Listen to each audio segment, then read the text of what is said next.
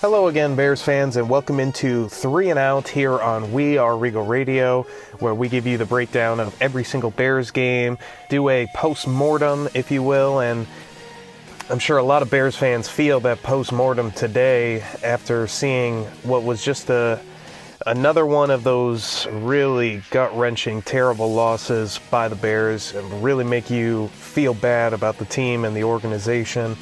We'll jump right into it with our 3 takeaways, and might not be too long of a segment here just because, I mean, let's face it, we're talking about the same things every single game, and it's really hard to look elsewhere for answers or for reasons as to why the struggles are happening. Right away, let's go ahead and take our first takeaway, and that's simply, what the hell was that? I mean, if you go into a game with the Bears this year, you already know that you're going to see a lot of challenged offense. You're not going to see any type of, professionalism when it comes to that offensive side of the football. There's going to be mistakes. There's going to be usually some kind of turnover or negative plays that equal basically turnovers. You're going to see a lot of punts, very, very little points.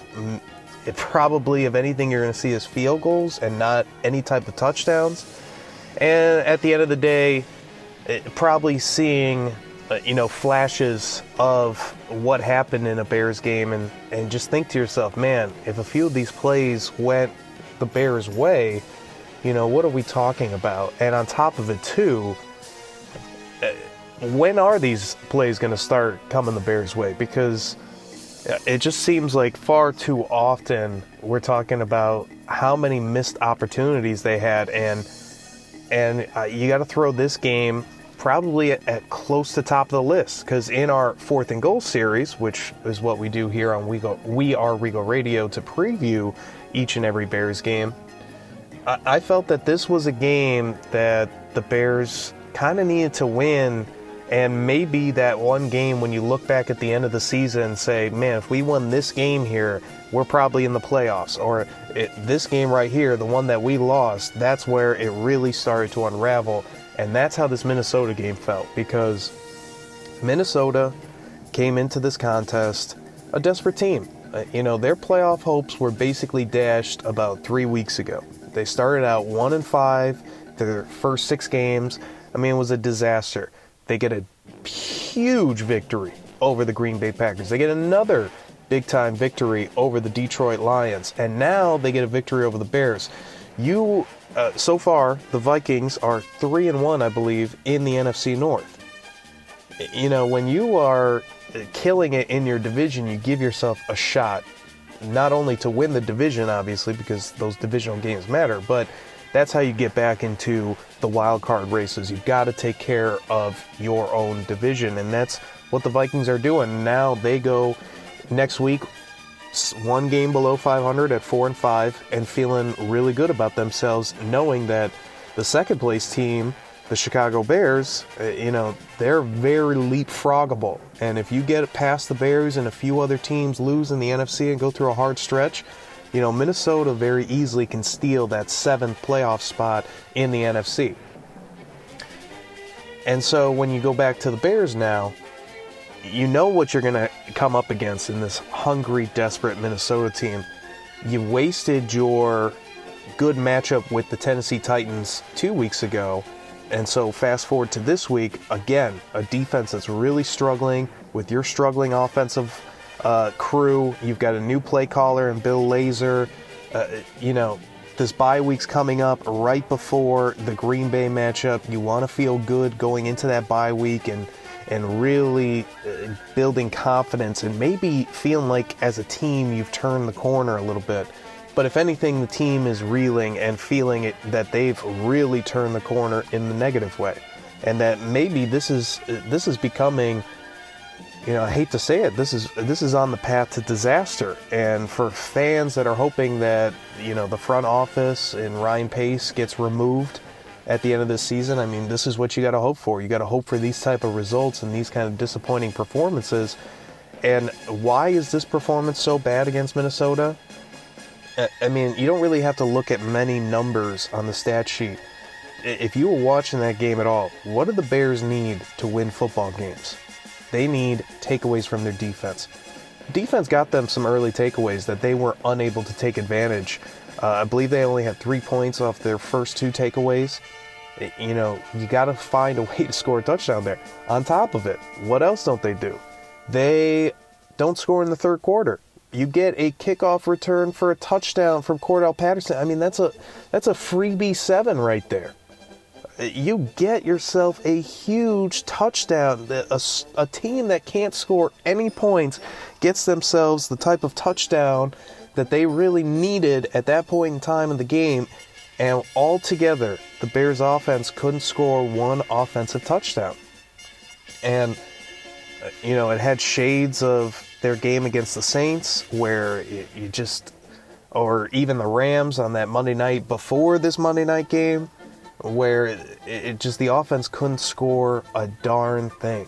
And you have this offensive guru head coach, Ryan Pace, this general manager, and we'll talk a little bit more about this stuff later on, but, this guy chose the quarterback that you're seeing and the quarterback position of all the options that the Bears have. He's the one that constructed this offensive line. He's the one that constructed this offensive group. This might be the worst offense that the Bears have maybe had in their history, or at least in a very long time. It's pathetic. It's honestly pathetic. And when you get takeaways from your defense and you get a special teams touchdown and you're going up against a team that's under 500, yes, they're a divisional rival, but, I can't imagine anybody in that Bears organization going against this Minnesota team didn't feel like they could win this game. If anything, you feel lost and helpless in 2 weeks when they play the Packers after this bye week.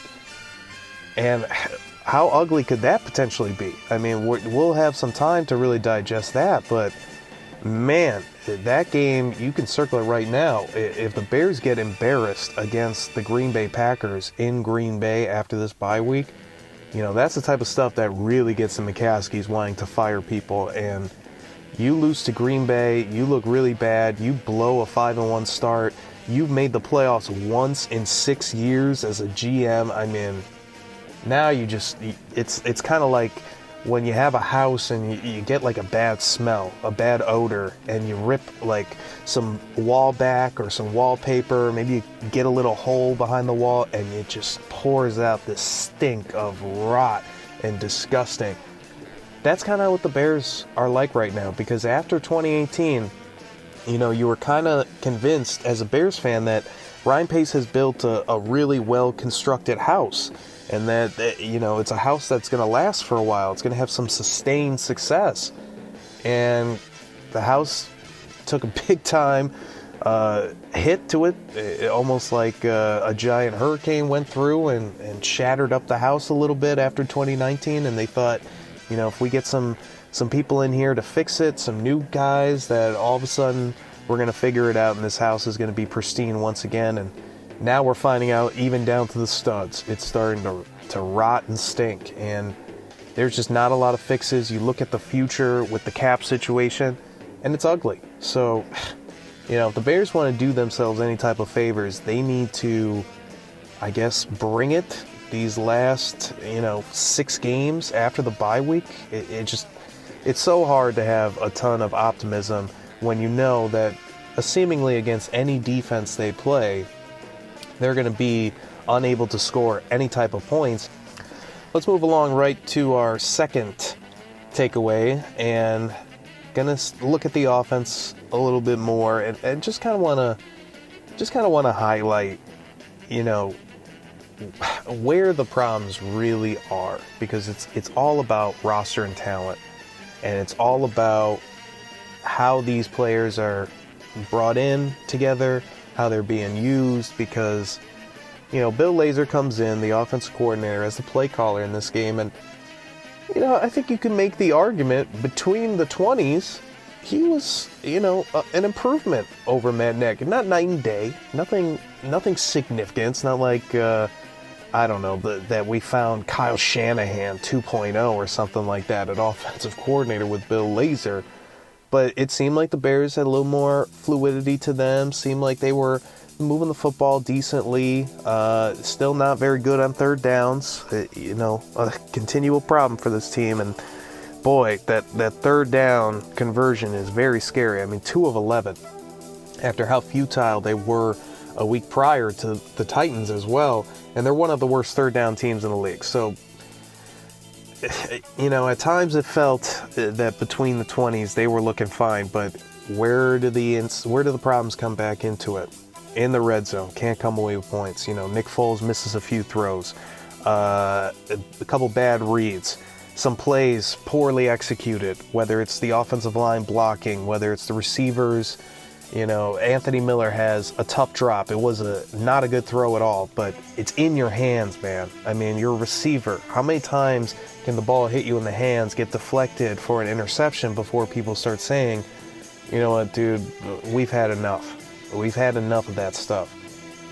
There's really no playmaking being done whatsoever. Maybe a few chunk plays here and there that we saw a little bit extra than normal, but again, this Vikings defense was ripe to be scored on, to be giving up a ton of chunk plays. That's what they've done all year long to everybody, except for the Bears. The Bears are just this team that really can't get going or score many points until it's the fourth quarter, and even then, that's not even guaranteed. I mean, they look terrible in plenty of fourth quarters this year. And so we know it's not really the play caller, and to anybody that was surprised that the play calling didn't improve significantly, Matt Nagy, he is a problem for sure with how this offense is running, but he's not the end-all be-all when it comes to problems. And if you get a new play caller, it isn't going to change everything.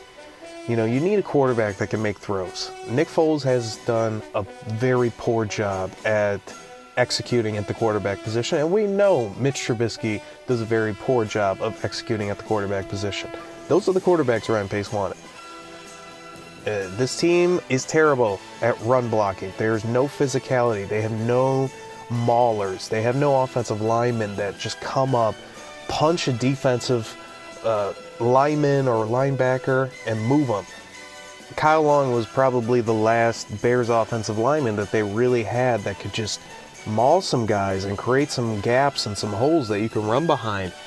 And a lot of these offensive linemen kind of here to stay with the offensive or with the contract situations that they've all gotten. A lot of these guys are probably here to stay, and you're just thinking, man, why did you want them to stay this long in the first place?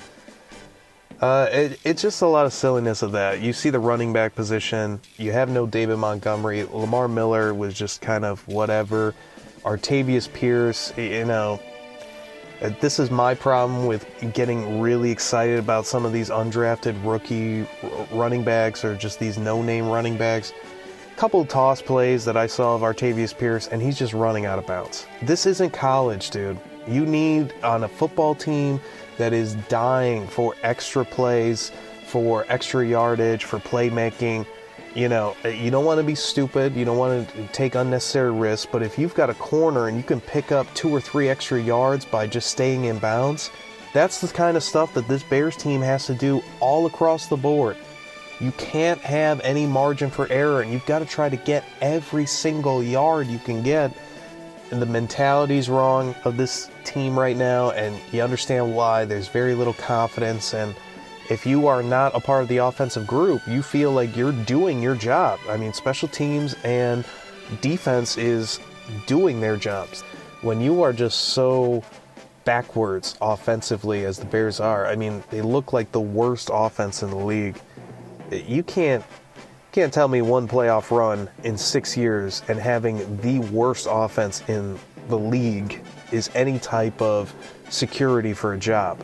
I don't trust Ryan Pace at all moving forward from what we've seen him build his teams like, especially in the win now mode. Remember, you trade for Khalil Mack because you're trying to win now. You're in win now mode.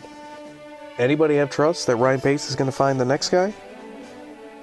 Our last takeaway, really just looking at what is going to behold the Bears moving forward in the future, because you're 5-5 now. That 5-1 start, gone. Way gone, so. Now you're a reeling team, 5-5 going into your bye week. I would imagine things are pretty uncomfortable, pretty awkward around House Hall. I don't know what Matt Nagy's plan is for the bye week.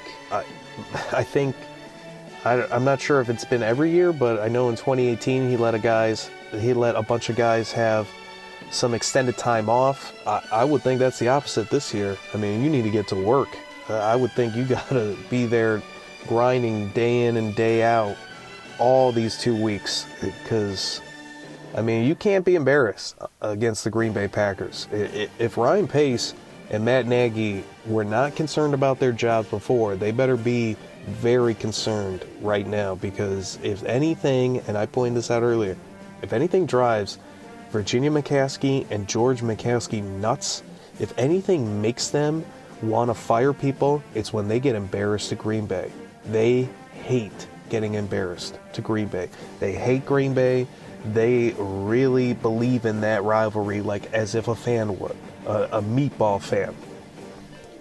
There's been enough embarrassment this year that any executive should feel the heat under their seat with how poor this year's gone and how poor things have gone in general. I mean, you can't hang your hat on a double doink field goal miss in the playoffs, as in the first round of the playoffs, as your only merit of success. I mean, that's ridiculous. A playoff loss and one playoff game is nothing. That's where kind of I'm at right now as a Bears fan. Is I would love to know where Ryan Pace's head's at. I'd love to know where the McCaskies' heads are at. You know, what is the reassessing being done? Because if everyone was just so happy with that 5-1 start, I mean, you've lost 4 straight. And you're back to 5-5. You've lost to every single good team you played, or team with any type of quality. The only real wins are against really bad teams. I mean, you're talking Atlanta, the Giants. You shouldn't even have beaten the Lions. That was one of your victories. Tampa Bay, that was a godsend. I don't know how they won that game. That must have been just the weirdness of Thursday on a shortened week, and kudos to that pass rush for getting after Tom. Other than that, I mean, it's been futility, and when you go up against the good teams and you look terrible, I mean, what does that say about a 6-year program that you've been building? But if this locker room stays together and they keep playing hard all year long and maybe get a couple victories, that might be enough to save the jobs of everybody within the organization. But if the players, if it's possible the Bears lose out the rest of the way or only win maybe one more game, and clearly there's a divide and maybe the locker room starts kind of tuning out the coaches, now you got to start talking firing whether you like it or not. So they're definitely on a teetering right now in the worst way possible. Teetering to potentially a new rebuild, or new people making decisions, or teetering to getting enough done so that everybody keeps their jobs. And we'll see what happens next offseason with no cap money and already a shortened draft capital. Ugliness after that Bears loss. And unfortunately, there was no way we can really slap any makeup on it and make it prettier, because there's just nothing else to say. This Bears team is reeling right now. The locker room it seems like it's boiling and it could explode. The mess has been made, and now you kind of have to live with it until the end of the season. And hopefully, to all Bears fans out there, hopefully they are rewarded with their loyalty by not being basically cheated or slapped in the face by the owners of the Bears, telling us that, hey, if we figure out a few of these details, if we give them another chance, things will get better.